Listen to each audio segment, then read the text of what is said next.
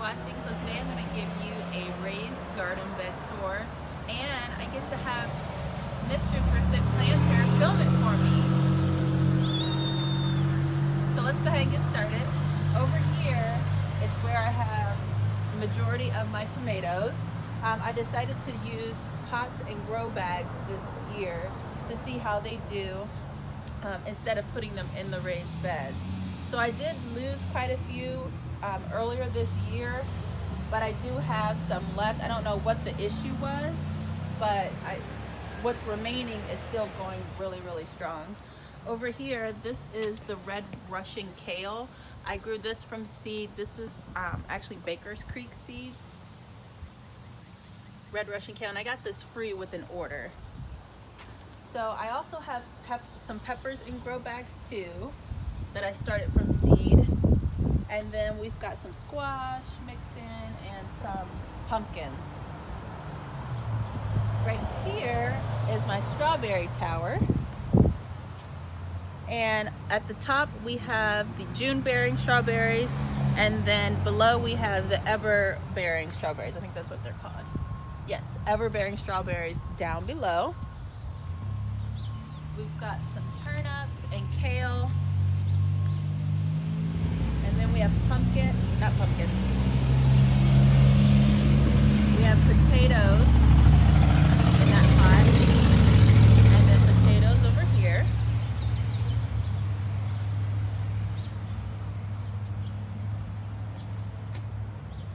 So you probably remember these three from last year.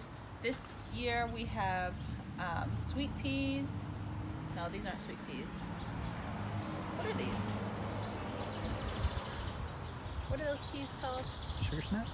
Sugar snap. These are sugar snap peas.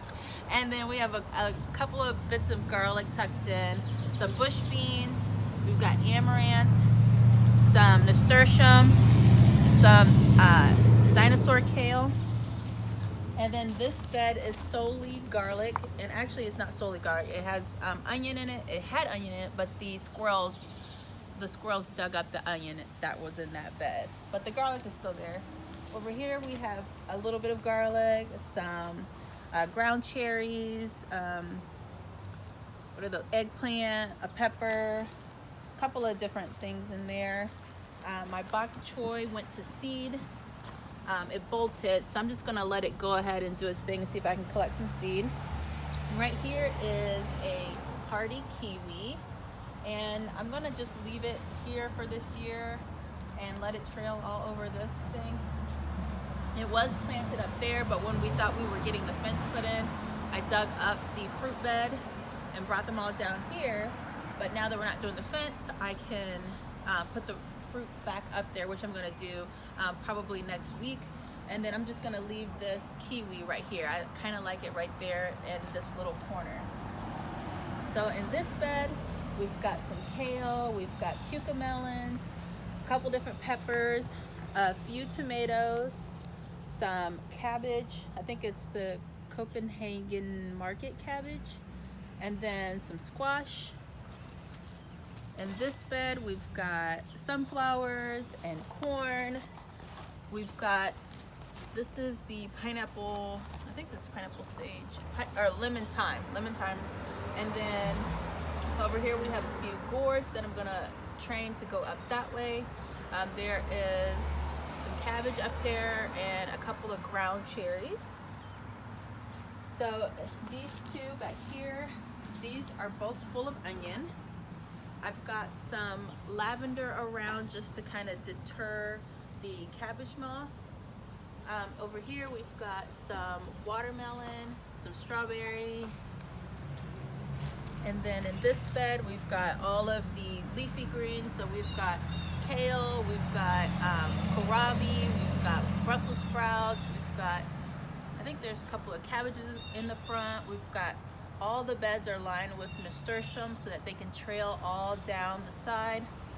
There are some marigolds in there. And then this bed here, I tried to do, these are the sweet peas, the non-edibles up here, but they didn't do so well. So I'm gonna give them a couple more weeks to see if they progress. If not, then I'll just pull them out and plant something else. But I've got 2 rows of onion, peppers, and nasturtiums in the front. And I do have like a couple of things in pots around. So I've got the loofah gourds, which are doing okay. I don't think I'll get any loofahs from them this year. And then I've got this pot down here. And then I've got this pot down here with a sunflower and some ground cherries.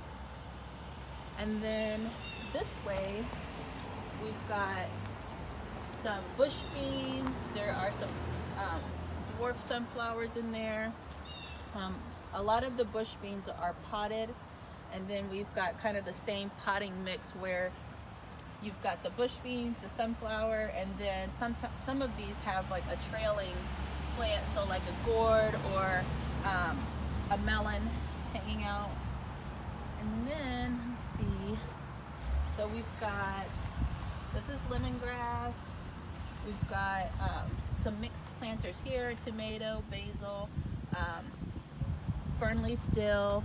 There are some singular tomato pots. We've got in these 2 planters, there's corn and zinnias, and then a few of them have morning glories, and I think it's just morning glories. But yeah, let me come down this way. This pot's got some melon and some that will trail out this way, and then the gourds I want to train to go up this ladder. We've got peppers, and then some tumbling tomato varieties here. There's 2 tomatoes down this way, and then and these 2 big beds, you probably remember these from last year if you watched the video. They're both full of garlic. I ordered some garlic last fall, and then we went ahead and planted these up. So this is where the bulk of our garlic is. I'm hoping to be able to harvest this July, and it's my first year with garlic, so I have no idea what I'm doing. I'll just be kind of following along with whatever everyone else is doing. So yeah, there are a couple things over here that I want to show. So we've got this planter. I used these last year to plant some herbs and things in. So this is Swiss Chard. It's the rainbow variety mix. Over here is borage, there and there, and then I'm trying to intermingle herbs and medicinal plants in with my ornamentals.